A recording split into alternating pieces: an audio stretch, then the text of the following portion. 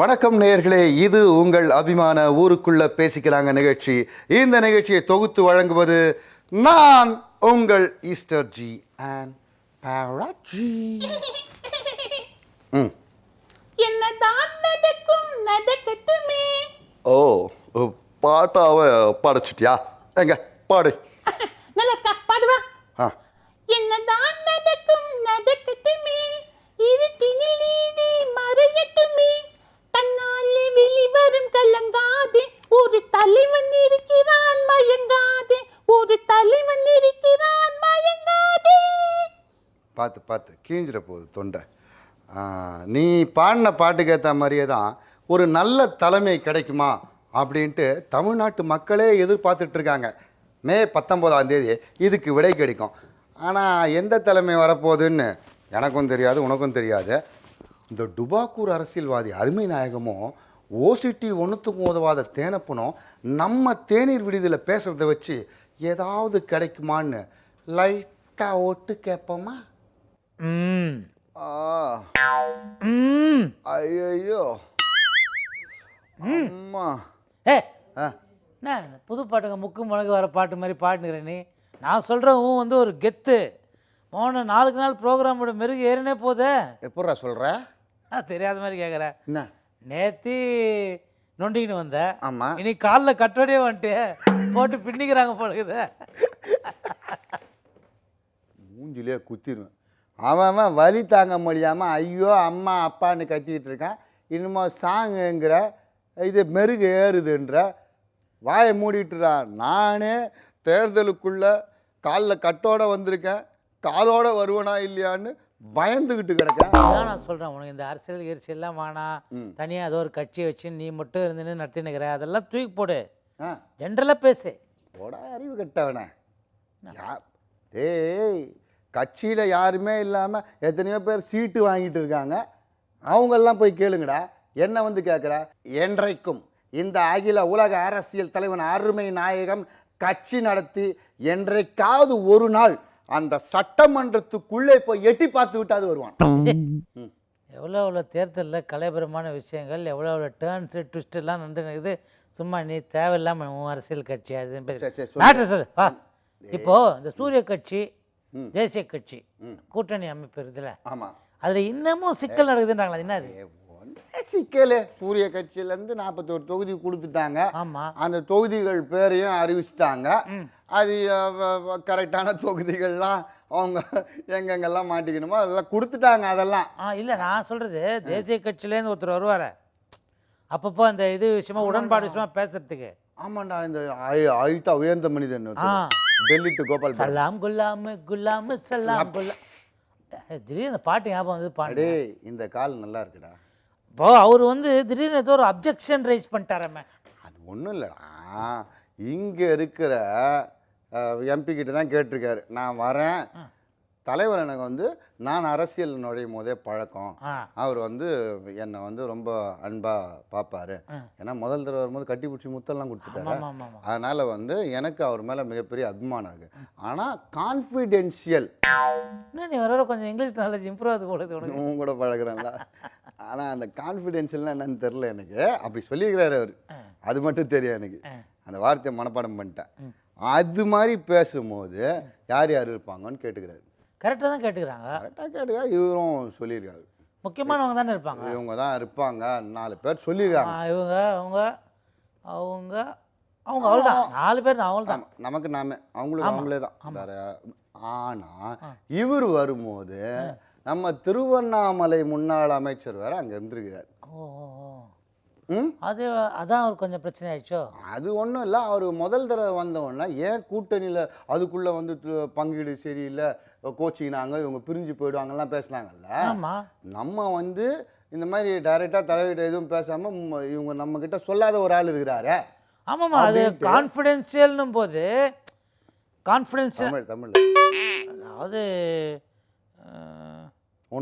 உனக்கு இங்கிலீஷ் தெரியல. இப்போ சரி விட்டுரு, அதை விட்டு. அவரு நேராக டெல்லி போய் இறங்கியிருக்காரு.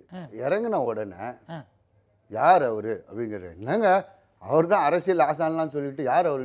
அது இல்லை, அவர் பக்கத்தில் நின்றுட்டு இருந்தாரு, அவருக்கு தெரியாத நியூ பர்சன் அப்படின்னு கேட்டுருக்காரு. உடனே இல்லை இனிமேல் அவர் இருக்க மாட்டாருன்ட்டு அடுத்தடுத்து அவர் சந்திக்க வரும்போது அவர் இல்லையே, இதை கவனிச்சியா? ஸோ டெல்லியில் வந்து சுவிட்ச் போட்டால் இங்கே பல்ப் எரியுதுன்னு நீ சொல்றியா? ஊருக்குள்ள பேசிக்கிறாங்க. அது மட்டும் இல்லைடா, ஒரு முக்கியமான விஷயம். இப்போ எலெக்ஷன்னா போஸ்டர் அடிக்கணும், ஆமாம், வண்டியில் போகணும், ஆமாம், பேனர் அடிக்கணும், ஆமாம், அப்புறம் கட் அவுட் வைக்கணும், ஃப்ளெக்ஸு, எல்லாமே பண்ணணும்ல. ஆமாம், அதுக்கெல்லாம் எங்கேருந்து வரோம்? தேர்தல் நிதி தான். ஆனால் சூரிய கட்சி நேராக போய் கிங்கு கிட்ட கேட்டுக்கிறாங்க. கிங்கு அதான் ஏஜி ஓஜி ஒரு கால் ஒழுங்கா இருக்குடா ஆ கேட்டிருக்காங்க. ரொம்ப சிம்பிள் மேட்ரு ஆச்சா இது. அவர் கொடுத்துருவார. அவர் நேராக கூப்பிட்டு போயிருக்காரு. அவர் சில ஜி கிட்டலாம் கொடுத்துருக்காரு. ஜி ஜி हमारा पास नहीं, तुम्हारा पास हमारा पास அப்படின்னு பாஸ் ஆவோ இதர் ஓ தாஜ்மஹாலை. ஏய் நிறுத்தினி, உனக்கு இங்கிலீஷும் தெரியாது ஹிந்தியும் தெரியாது, நீ தமிழே பேசு. அதான்டா, இங்கே இந்த தாஜ்மஹால் கட்டணம் இருக்குது, அங்கே குதுப் கட்டணம் இருக்குது, எல்லாமே கட்டணமாக இருக்குது. அதாவது கொடுத்து வச்ச பணம் வந்து அசெட் ஆகுதுன்ற. அசெட் என்னது? சொத்து. அசெட்டு அதை சொல்ல வேண்டியது தானே. அதான்டா அசையா அசையா சொத்து அசெட், அத மாதிரி இருக்கு அப்படின்னு சொல்லிட்டு அதை வச்சு என்ன பண்ண முடியும்? நீங்க வித்துங்க அப்படின்னு அவர் சொல்லியிருக்காராம். தேர்தல் கமிஷன் இவ்வளோ ஸ்ட்ரிக்டாக இருக்கும்போது அதை வித்து கணக்குலலாம் குழப்பம் வரும். குழப்பம் வந்துடும்ல. இப்போ பிரச்சாரம் பண்ணுறதா வியாபாரம் பண்ணுறதா அப்படின்னு ஒரு கன்ஃபியூஷனில் இருக்காங்கன்னு நீ சொல்றியா? யாரோ சொன்னதா ஊருக்குள்ள பேசிக்கிறாங்க. அண்ணா இத்தனை நாள் நம்ம எல்லா கட்சியிலும் இருக்கிற கூட்டணி பூசலை பற்றி பேசியிருந்தோம்ல. ஆமாம். இப்போ சூரிய கட்சியிலையும் கூட்டணி பூசல் வந்துக்குதே, அதை பற்றி என்ன சொல்ல வர நீ? கூட்டணி பூசலாம். ஆமாம், இடஒதுக்கீடுல கொஞ்சம் மனஸ்தாபம் ஆகி ஒரு கட்சி கொஞ்சம் அப்படியே வெளியே வந்துட்டாங்கன்னு ஊரில் பேசிக்கிறாங்களே. ஏய், அது ஊருக்கே தெரிஞ்சு தானே பேசிக்கிறாங்க. இதை பற்றி நம்ம தான் ஏற்கனவே பேசியிருக்குமே. நம்ம பேசிக்கிறோம், கன்ஃபார்ம்டாக இப்போ தானே வெளியே வந்துக்கிறாங்க. அங்கே வந்து ஏற்கனவே சிறுபான்மை கட்சி பழைய இதில் வந்து இங்கேயே சூரிய கட்சி கூடயே இருக்கிறாங்கல்ல, 10 சீட் கொடுத்துட்டாங்களே. அது ஒரு 5 இது ஒரு 5 கொடுத்துட்டாங்க. இவங்க அதுக்கு எதிர்க்க ஆளுங்கூட்டணியில் அந்த கட்சியிலேருந்து பிரிஞ்சு வந்தவங்களுக்கு 2 சீட்டும் கொடுத்தாச்சு. இவங்களுக்கும் சீட்டு கொடுக்குறப்போ இவங்க என்ன சொல்கிறாங்கன்னா, அவங்களுக்கு கொடுத்ததுக்கு இணையாகவே எங்களுக்கு கொடுத்தா தான் நாங்கள் இருப்போம்னு சொல்லியிருக்காங்க. அது வந்து இப்படியே சிறுபான்மையினருக்கே அதிகமாக கொடுத்தா மற்றவங்கெல்லாம் ரொம்ப கோவப்படுவாங்களேன்ட்டு பேச்சுவார்த்தை பண்ணும்போது இல்லை நாங்கள் தனியாகவே பார்த்துக்குறோம் அப்படின்ட்டு அவங்க அங்கேருந்து வெளியில் வந்துட்டாங்க. இதுதான் நம்ம ஏற்கனவே பேசினது தான். இதனால் ஃபர்தராக வேறு எதுவும் பாதிப்பு ஏதாவது? ஏற்கனவே 10 சீட்டு சிறுபான்மையினருக்கு ஒதுக்கிட்டாங்க. கட்சிக்குள்ள கட்சிக்காரர்களாக இருக்கிற சிறுபான்மையினருக்கும் வேறு தொகுதிகள்லாம் கொடுக்கணும். அதனால் இவங்க போனால் ஒன்றும் பிரச்சனை இல்லை அப்படின்னு நினைக்கிறாங்க. இதனால பெரிய கூட இருந்து அவங்க வெளியே போனால் பிரச்சனை இல்லைன்னு நினைக்கிறாங்க. அட் த சேம் டைம் டாக்டரை கூப்பிட்டு 4 சீட் கொடுத்துக்கிறாங்களே. அங்கே போய் அவர் சீட்டு வாங்குகிற 1 மணி நேரம் முன்னால் வரைக்கும் அவருக்கே தெரியுமா தெரியாதா எந்த கூட்டணியில் இருப்பாங்க. ஆக்சுவலாக ஒரு 4 நாள் முன்னால் இல்லைன்னு கொஞ்சம் முறுக்கின்னு போயிட்டாருன்னு 4 நாளைக்கு முன்னால் 4 பேர்கிட்ட அவர் 4 விதமாக பேசியிருக்காரு. ஆனால் 4ம் நல்லதாக நடக்கலைன்னு 4 பேர்கிட்ட அட்வைஸ் கேட்டு இங்கே போய் நின்ன உடனே 4 சீட்டை கொடுத்துட்டாங்க. ஸோ 4 பேருக்கு நன்றி தான் இல்லையா? அந்த 4 பேர் தான் கொடுக்க மாட்டேன்றதுனால தான் இங்கே வந்துட்டார். ஆமாம், 4 பேர் கொடுக்காத அந்த 4 பேருக்கு பெப்பே தான். அதுக்கப்புறம் இந்த சின்ன சின்ன கட்சிகள்லாம் இப்போ ரொம்ப கோபத்தில் இருக்காங்க. நீ சொன்னல சூரிய கட்சியிலேருந்து ஒரு கூட்டணி வெளியில் வந்துட்டாங்க. அதே மாதிரி தான் ஆளும் கட்சியிலேருந்து ஒரு கூட்டணி வெளியில் வந்து எனக்கு என்ன பயம்னா இப்போது எல்லா கட்சியிலேருந்து கோச்சிங்கன்னு குட்டி குட்டி கட்சிங்கெல்லாம் வெளியே வந்தது இல்லை, இதுக்கெல்லாம் சேர்ந்து ஒரு நாள் ஒரு மாபெரும் கட்சி ஆகிட போதுன்னு பயமாகுதுண்ணே. அதிருப்தியாளர்கள் கட்சி அப்படின்னு ஒரு கட்சி ஆரம்பிச்சா மிகப்பெரிய வெற்றியை பெறும் அப்படின்னு ஊருக்குள்ள பேசுகிறாங்களா? யாருமே பேசல, தெரியாம என் வாயில வந்துருச்சு. நம்ம பேசிட்டோம், வெளியில சொல்லிடாத. நடந்தாலும் நடந்துடும், இல்லை நாளைக்கு பேப்பர்ல வந்துடும். கரெக்டு. அப்புறம் இந்த ஆளுங்கட்சியிலேருந்து வெளில வந்தாங்கன்னு சொன்னால, இந்த சூரிய கட்சியிலேருந்து வெளில வந்த சிறுபான்மை மாதிரி இது வந்து அது வந்து மத ரீதியானது, இது வந்து சமூக ரீதியானது. அவங்க என்ன பண்ணியிருக்காங்க, அவங்க சமூகம்லாம் 18 சமூகங்களை சேர்த்து நேற்று ஒரு கூட்டம் போட்டிருக்காங்க. நம்மை அவமதித்து விட்டு நம்மை கூட்டணியில் சேர்க்காம, கூப்பிட்டு பேசிட்டு கூட்டணியில் வைக்காம துரத்திட்டாங்களே அப்படின்ற கோபத்தில் டாக்டர் ஐயா இனி அவங்கள வந்து ஜெயிக்க விடக்கூடாது, அவர்கள் எதிர்த்து அத்தனை தொகுதியில் நாங்கள் நிற்போம், இதனால அவங்களுக்கு 90லேருந்து 100 இடத்துல வெற்றி வந்து பாதிக்கப்படும் அப்படின்னு சொல்றாரு. ஆனா இப்போ அந்த டாக்டர் யாருன்னு நீயே ஒரு கன்ஃபியூஷன்ல இருக்கிற.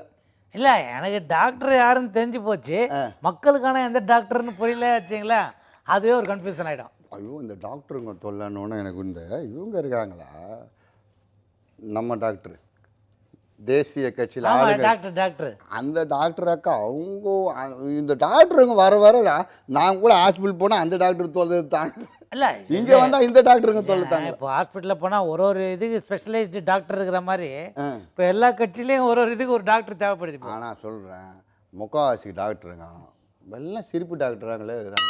ஆனால் இது இல்லாமல் படித்து டாக்டர் பட்டம் வாங்க இருக்கிறாங்க, படிக்காத காசு கொடுத்து டாக்டர் பட்டம் வாங்க நிறைய பேர் இருக்கிறாங்க. நான் படித்து டாக்டர் ஆனவங்கள இப்போல்லாம் வந்து இந்த அது என்னடா அப்படின்னு இந்த பார்க்கெல்லாம் பண்ணுவாங்கடா, என்ன தெரப்பி, லாஃபிங் தெரப்பி, தமிழில் சொல்கிறா சிரிப்பு வைத்தியம், அதான் லாஃபிங் தெரப்பி. அதுதான் நான் சொன்னேன் இப்போ உங்ககிட்ட. அது மாதிரி மக்களுக்கெல்லாம் இந்த அந்த இது கொடுக்குறாங்க, லாஃபிங் தெரப்பி. ஒரு கஷ்டத்தில் மறந்து ஜாலியாக என்ன பண்ணுறாங்கன்னா, பார்த்தீங்களா இந்த 4 பேர் உங்களை கிங் ஆகுறோன்னு சொல்லிட்டு இப்போ வந்து குயின் பின்னால் சுற்றுறாங்க, அதனால நீங்கள் அங்கேருந்து வெளில வர்றதுன்னா எங்கள் கூட்டணி அப்படின்னு காமெடி பண்ணிக்கிறாங்க நிறைய பேர். என்னடா இவங்களே இன்னும் கொஞ்ச நாள் இங்கே இருப்பாங்களா மாட்டாங்களா அப்படின்னு யோசிச்சுட்டு இருக்கதா நீ சொல்றியா? இன்னொரு மேட்ரு இருக்குது பாரு, இப்போ கேப்டன் கட்சி வந்து செயற்குழு வைக்கிறாங்கல்ல, ஆமாம், அன்னைக்கு அவரோட அதிருப்தியாளர்கள் இருக்கிறாங்கல்ல, ஆமாம், அவங்கெல்லாம் சேர்ந்து தனியாக ஒரு கூட்டம் நடத்த போகிறாங்க, அது தெரியுமா உனக்கு? அது வேறையா? அது வேற நடக்க போகுது. ஐயோ பாரு, இந்த கே மாட்டின்னு ஒரே பிரச்சனையா இருக்கு தமிழ்நாட்டில். கே தான் பெரிய பிரச்சனை. கேனா you mean the amount in K? Constant அப்படி கூட சொல்லலாம். The mathematics, do you know mathematics in the K is... Suddenly your English is doing very well da. Hey, அடோ பாவி, ஏதோ தெரியாம பேசிட்டா. சரி, அதை விட்றா. அந்த மாதிரி அதுவும் இருக்கு. ஆனால் ஒரு 60-65 வருடமாக தமிழக அரசியலில் எம்கே. S, MK. திடீர்னு இப்போ விகே அவங்களுக்கு மாற்ற விகேன்ட்டாங்க. நோ எம்கே, ஒன்லி விகேன்னாங்க. ஆனால் விகே கூட இருந்த சிகே வெளில வந்து தனியாக கூட்டம். But PK is also there. PK is there, but GK nowhere. No idea. What can we do? All K. ஆனால் in that one AK. AK அம்மா கடவுள். Okay, I thought AK. சரி, யார் எப்படி இருந்தாலும் நமக்கு ஓகே ஓகே அப்படின்னு ஊருக்குள்ள பேசிக்கல, நம்ம தான் சொல்கிறோம்.